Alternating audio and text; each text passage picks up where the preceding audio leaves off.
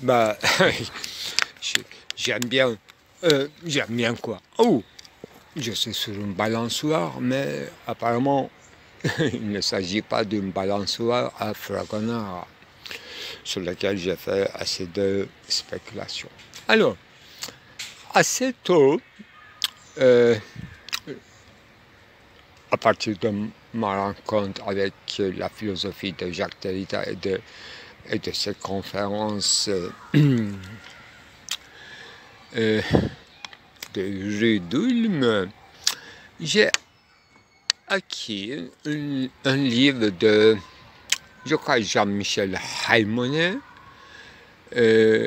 intitulé De bataille à Derrida, la communauté, etc. Donc, sa thèse principale, il analysait trois philosophes. Bataille, Caillois, Roger Caillois et Derrida. C'est un peu bizarre, mais c'est très intéressant vu des affinités, ne serait-ce qu'avec Bataille dans son interprétation de Hegel dans l'écriture des différences. Eh bien, ce livre, peut-être une thèse de doctorat très brillant quand même, et très hardi, qui nous disait en somme que Derrida a commencé avec Bataille de ce genre comme Caillois, pourquoi pas Michel Léris, qui donne incipit de marge de la philosophie commence avec quand même Michel Léris, dont j'ai fait très souvent le cas avec son cosmologie, un poème, etc. Derrida sera une sorte de traite par rapport à cette génération précédente. Vous voyez, école de acéphale, collège sociologique de Bataille. Dans quel sens? Dans le sens de communauté. Ensuite, Maurice Blanchot a écrit La communauté inavouable. Effectivement, ça fortifie cette idée. Son rapport au 68, dans la date écrit, fameux, difficile article, la différence, insérée ensuite dans la marge de la philosophie, etc. Donc, je disais que Haymonet prétendait que Derrida a délaissé le projet communautaire. On ne parle pas de communisme, ça fait partie du projet communautaire. Et donc, il faut savoir dans quel sens la génération précédente s'occupait des projets communautaires, dans quel sens? C'est pas la charité, c'est pas hospitalité, peut-être quelque chose de beaucoup plus profond au sens une recherche anthropologique, disons, en laboratoire vrai, incluant le symbolique imaginaire.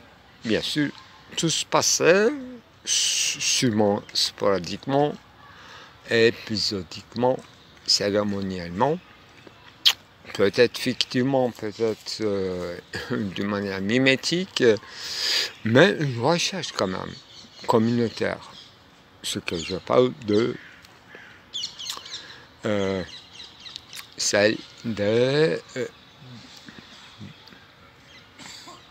d'abord de Blanchot, mais ensuite sérieusement de Bataille. Donc Derrida aura coupé tous ses liens avec ses recherches et des tentatives, surtout des tentatives, recherches, oui, contenu, bien sûr. Dans l'école des autres études en sciences sociales, encore plus florissant que l'école normale supérieure, c'est un peu trop école de teacher, école d'enseignants, enseigne pour élever des enseignants pour la République, mais c'était déjà éclatant, etc. Bon, j'ai suivi autant que je peux comprendre ce trajet, et moi aussi, effectivement, avec la force des choses, c'est l'expression et le titre du livre de Simone de Beauvoir, Force des choses. À vrai dire, c'est un peu insipide de le lire, mais il faut le lire. À force des choses, la chose, l'apocale a changé. Ceci dans tous les contrats du monde, mais moi, étant d'une génération encore plus postérieure, j'ai vécu mal, eux aussi, sûrement. Je n'ai pas passé une guerre, deux guerres. Certains, ils ont passé deux guerres, deux grandes guerres. Donc, j'ai passé tel que je vous ai fait le cas, avec 500 films, vidéos, innombrables petits billets doux d'articles sur Blogspot, et dans les grands articles et des livres un peu plus sérieux, sans jouer, sans enjouer, sans ironiser. D'ailleurs, les gens ne me prennent pas sérieux parce que je ris, j'ai fait de fou rire. Le rire, c'est un concept nietzschéen travaillé par Bataille aussi. Donc, l'ignorance fait le changement d'époque et on se quoi, non pas modifié par les modifications modiques, on fait avec, hein, pour dire tout simplement, par tout cet mur blanc d'incompréhensibilité dans la faille est bâchée et une fente ouverte et qu'on appellerait cellule de Jean Genet, son film. Je fais l'allusion à son film même de Jean Genet. J'ai oublié le titre, mais Captif amoureux, quelque chose comme ça, qui se passe dans une cellule quand même. Et le mur en question, ayant ou creusant par ses propres mains un petit trou à travers lequel seulement une pépine pour boire du liquide peut passer. Et cette scène inoubliable dans l'histoire du cinéma, d'échange de fumée de cigarettes ou d'autres substances, on ne sait pas. Mais le visage intersubjectif de deux hommes, dernier homme, premier homme, un homme de renaissance, on ne sait pas. Voilà la communication, ce qu'on comprendra dès lors de la communication et de mutus et de la communauté, et au sens bien sûr de mutus et de non pas clandestinité, non, c'est dans une transgression, non, pas du tout, dans une amicale échange. Je ne trouve pas de mots, mais il faut chercher quand même. Il faut inventer un concept pour ce genre d'échange.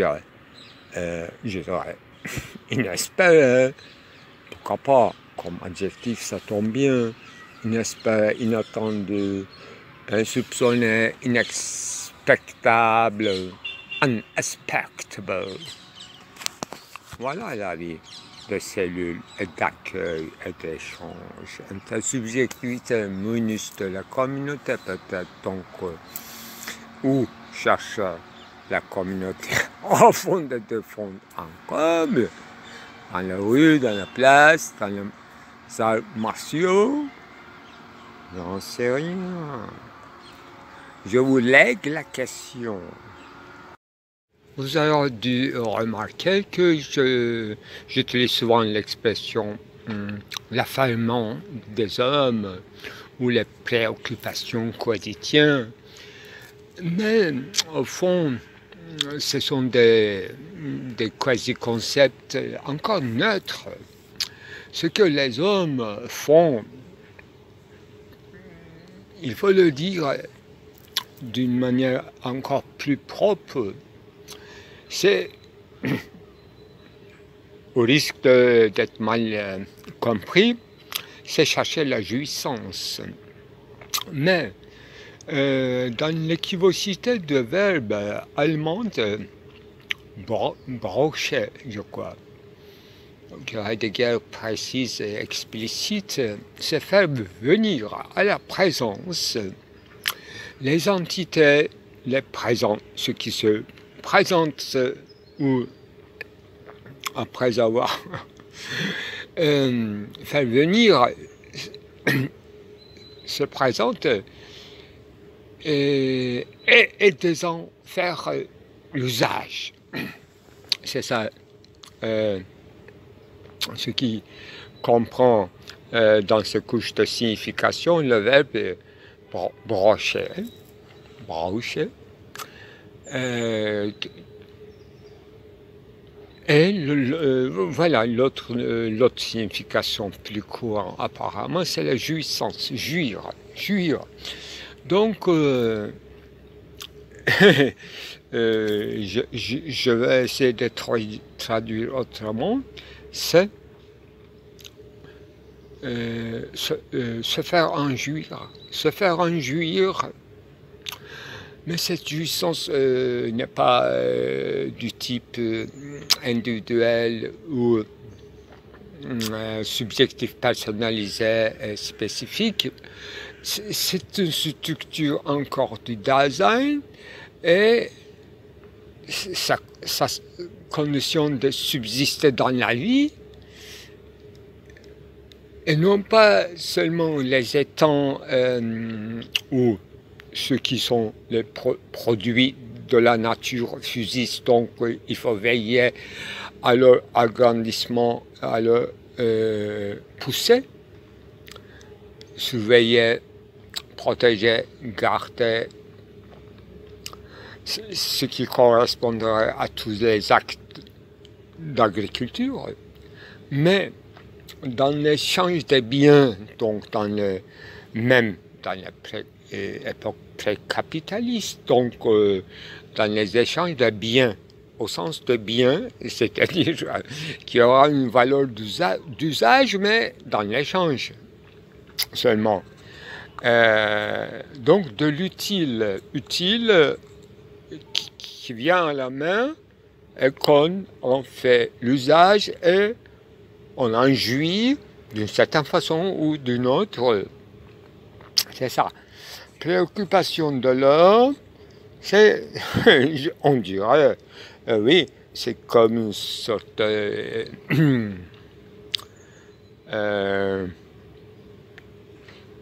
sous-cérébrale, spinale, voilà, une fonction spinale de l'homme, apparemment. Donc c'est partagé par les animaux, à mon avis. C'est un concept finalement précisé, explicité par Heidegger, moi, qui explicite donc le concept d'en faire l'usage, se faire en jouir ou se faire jouir d'autrui à travers ses biens et autrui en tant que bien usé, vibré, non pas assimilé parce que c'est laissé, c'est comme un déchet seulement, Et après avoir en soustraire la richesse ou succulente essence, substance, ce qu'on appellerait l'huile d'olive ou n'importe quelle essence qu'on obtient en général des grains, des végétaux. Et il y a des autres, bien sûr, de l'animal. On transforme l'animal, on conserve différentes parties de sa viande et on le transforme pour en faire l'usage et en jouir encore plus longtemps pendant une longue nuit d'hiver. Donc le protéger, conserver, une histoire de conservation est raisonnablement accumulée dans les limites du possible, dans les limites des conditions d'accueil de ces biens. Voilà. Après avoir précisé ceci, il faut voir manière de parler des hommes qui n'en fait pas trop le cas, mais entre les lignes de leurs paroles, d'ailleurs, il faut préciser que leurs paroles qui n'écoutent pas trop ce que voulait dire autrui, il aura pu voulu dire tout à fait autre chose, mais il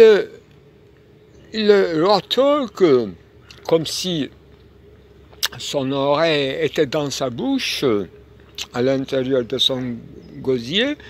Donc, avant d'entendre ce qu'on lui propose ou ce qu'on lui exige ou demande, lui, il commence à parler, lui ou elle commence à parler sans explicitement, c'est-à-dire je veux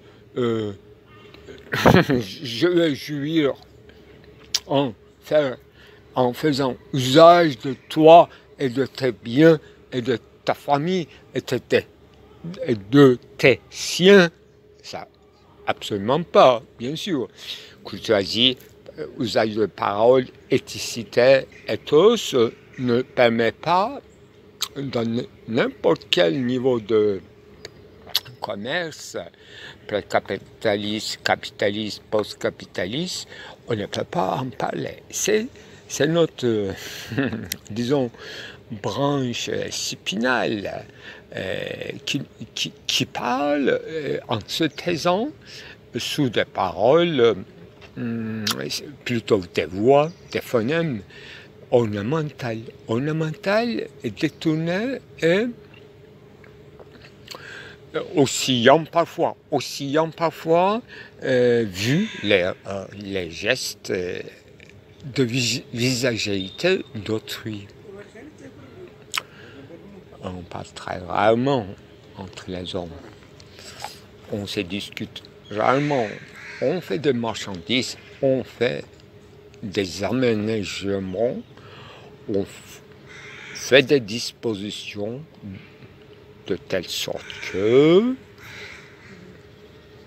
il n'y aura plus besoin d'une parole véritable, mais tout est dit déjà sur l'étalage de marchandises proposées dans une place publique. Voilà. Donc, avant la poésie, d'où vient discours oblique, intention oblique. Les hommes n'ont jamais une intention recte,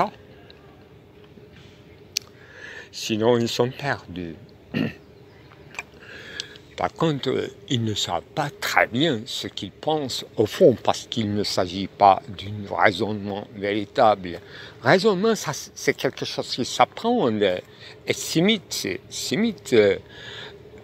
Donc, c'est qu'une façade, ce n'est qu'une masque.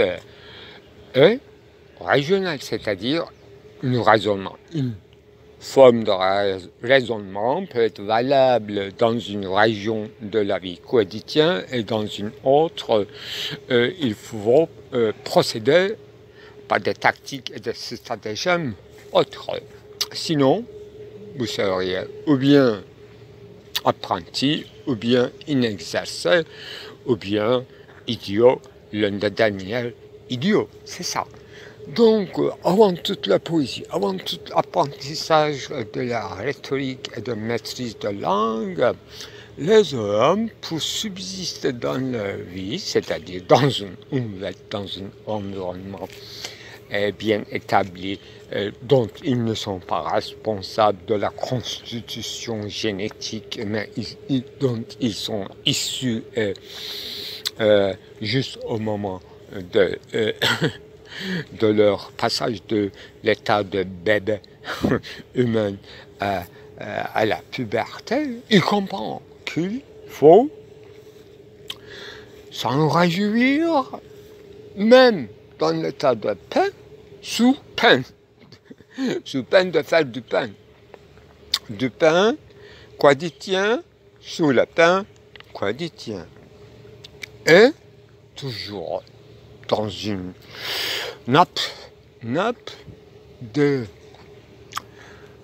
étalement des identités qui se présentent devant nous sous nos mains, c'est-à-dire disponibles, non pas immédiatement, mais dans une future proche, selon ce qu'on projette. Donc tous ces biens-là, projetés, imaginés comme des points imaginaires, spéculaires, jouent un rôle essentiel dans un échange, disons dans un commerce intersubjectif.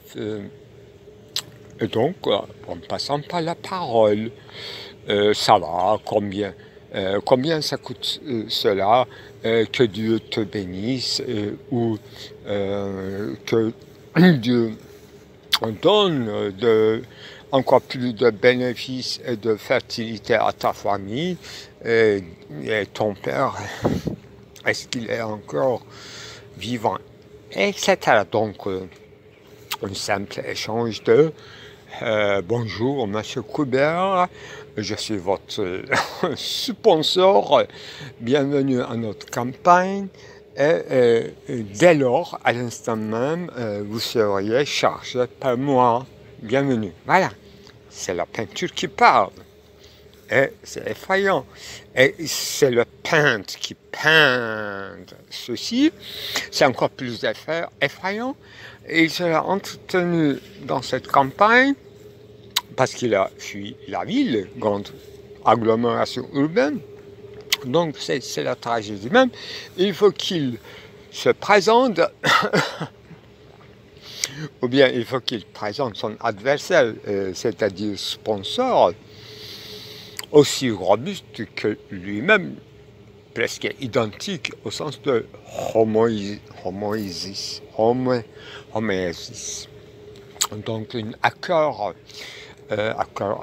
au sens de justement concordance de voix, j'estime, donc quelqu'un qu'on peut discuter, bavarder, et quelqu'un avec qui on peut faire des affaires, des échanges de pictures, gestes, clair-obscur, sur toile, à l'échange de soit denrées, soit honneur, mérite, louange, et un peu quand même ce qui sera en convertibilité comme monnaie vivante, monnaie courante dans cette saison ou dans cette époque de l'historialité dite humaine. Bon, j'ai trouvé enfin, à la fin de la journée, une bonne acoustique, mais je devrais m'arrêter parce que je devrais me repousser. Donc je lis ce passage de Daniel Charles en 1975 qui cite Heidegger et son interprète François Fédier.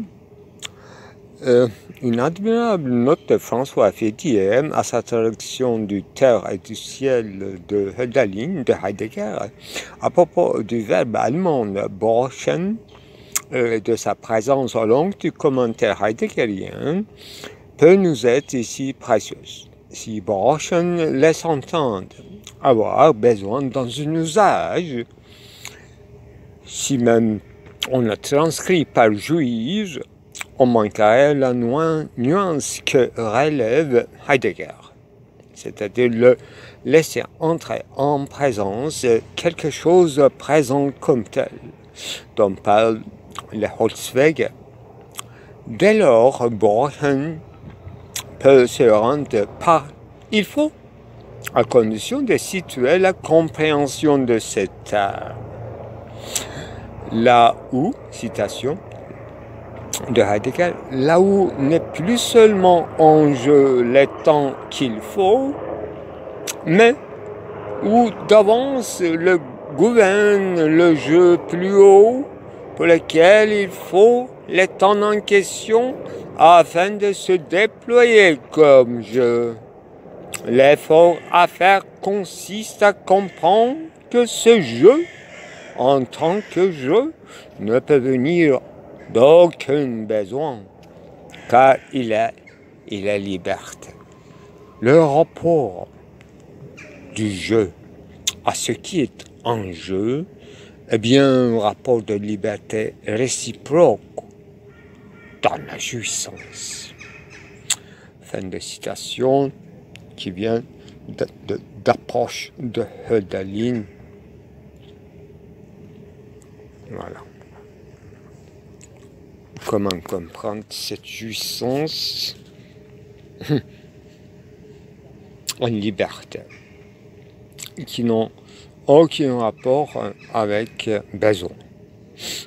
Donc, il y a un commerce, il y a un échange de paroles, mais c'est sous le mode de il faut, donc need, bizarrement, mais qui n'a rien à voir avec besoin.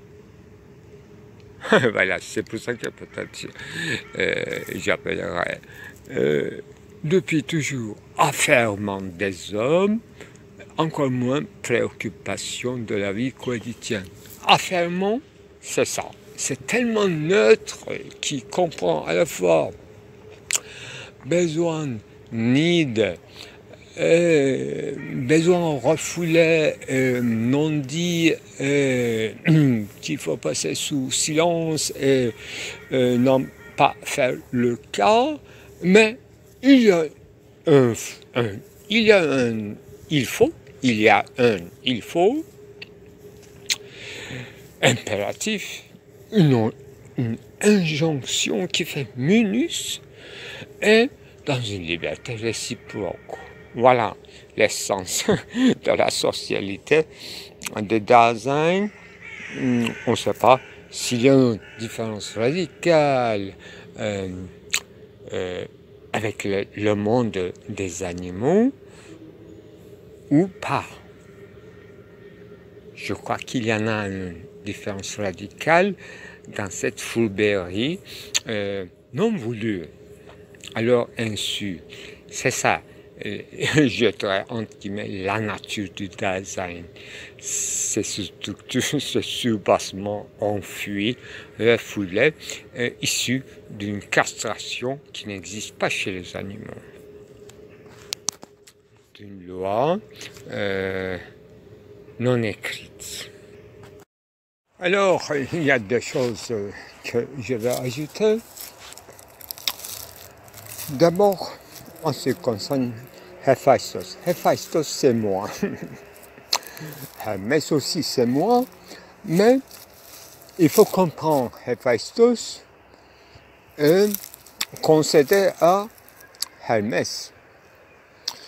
c'est le premier point qu'il faut développer, dans quel sens je suis Héphaïstos, et comment comprend Héphaïstos, comment en lui donner la raison. L'alchimie à la chimie. Et vers, non pas Vénus, mais vers Vénus, vers sa volupté, est inventif. C'est grande chose. Aphrodite, Rose, Hermès, ça fait pas une famille, ça fait un éclatement. Mais Héphaïstos, c'était un véritable investisseur en paternité. En paternité, au sens où il était prêt à adopter n'importe quel fils de la nation. Il était un homme de logique, hein? Un mariage logique n'est pas un mariage blanche, mais un mariage simple comme un verre d'eau, simple comme un bonjour, simple comme les gains, comme la loi, comme d'habitude, comme mœurs, comme éthicité, comme maison d'éthicité, mais il n'y a pas de maison, c'est ça. Le problème, ça vient de la naissance d'Aphrodite. C'est pas très Heimlich. Ça ressemble beaucoup à Heimlich, une coquillage quand même. C'est extraordinairement essentiel. Et il y a là-dedans tout ce qu'on a besoin, c'est-à-dire calcaire, cellules, cavernes, une ouverture pour s'aérer avec le bruit d'aération. C'est comme une petite agout d'un bébé humain ou un poisson qui ne se sait pas poisson, etc. Il faut voir extrêmement profondément de tous les côtés. Il faut en faire répétition en théâtre, en espace, dans un champ de bataille. Il faut rassasier ses esprits et avec les matériaux, bien sûr, actuels et ce qui nous reste. Ce qui nous reste des instruments de mesure, je dirais, tout ce qu'il faut pour purifier une solution. Une solution simple, atteinte par des efforts qui passent par les tuyaux et réchauffés, refroidis, infiltrés, encore refroidis, laissés à sédimenter et encore répéter l'opération que vous auriez une chaîne, une cristalline, que vous allez voir que c'était ça votre parole d'oracle et votre photographie en négatif, en chimie argentée, tout en noir et en négritude d'Athéna. Là, vous allez commencer à cogiter sur l'essence de modèle de passage, modèle occasionnel, une douche intime, une rideau, un paravent, un tuyau, une fente et un divan oriental et avec les clims, c'est-à-dire le tapis oriental ornementé et quelques statuettes quand même pour orner avec les encens. Et il faut osciller sous le plafond une grande lustre qui fait des ombres et des éclaircies et les rideaux qui se s'élèvent et descendent avec une courante d'air qui infite la chambre, et l'antichambre, elle entre et alcôve.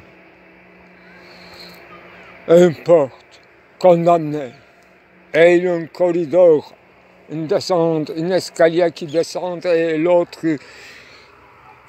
perpendiculairement remonte, avec une vue imprenable sur plomb, et redescend. C'est un peu un piano à queue avec une grande girafe qui veut se jeter par la fenêtre et entrer par la porte derrière, et encore une apprentie sorcière qui descend et remplit le seau pendant l'absence de son maître en S. Magistrat. En plus, solstice d'été ou solstice d'hiver ou solstice de printemps, d'automne, vous auriez à craindre. Si vous n'êtes pas astrophysicien, vous êtes obligé de faire d'astrologie. Si vous n'êtes pas chimiste, vous connaisserez quand même, vous le connaisserez dans la herbothérapie ou dans au moins dans les essences au sens parfumé, inhalante, une masseur, une magistrat, une républicain. Vous devez apprendre toutes les translittérations, transitions dans tous les secteurs d'occupation de la vie, des régions d'occupation, et rester d'une façade non pas insensée, mais neutre, toujours souriant, en profil, en face, dans toutes les transversalités obliques, et même recta. Et vous auriez une intentionnalité trop visée, trop trouée, pas une fente, éclairage à gaz, chute d'eau, une calcaire qui s'abîme avec le temps, faisant des statuettes adorable. Une petite mannequin à la poche, l'autre une banquière à banquenotes sur la terrasse, en terrassé, en survol, en plombant verticalement et perpendiculairement, sous l'angle des lumières tombant latéralement et avec une pluie torrentielle de poussière accumulée sur une surface lisse, argentée, et le posomètre arrêté. Ouvrons les rideaux, laissons entrer l'air fraîche à l'intérieur et faisons un peu de visite alentour, en bas, au-dessous, les cavernes, les portes condamnées, les fenêtres. Essayons de se localiser géographiquement, topographiquement dans les égouts de Paris, de New York, de Berlin, de Constantinople et de Cité.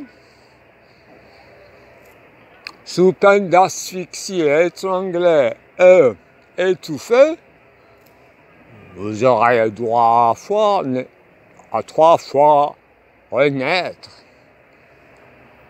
à l'instar de Hermès Trismégiste. Là, vous êtes habitant. Je n'ai pas vu l'un de mes riverains qui sera consenti réciproquement en toute liberté d'actes et de paroles, gestes, en posture, en décor, en rideau et avec une paravent respectable, ce qui sera de grande art. Mais malheureusement, on est tombé jusqu'à aux enfers de la burlesque. Oh Raymond Devos, si tu m'entends, je te viens.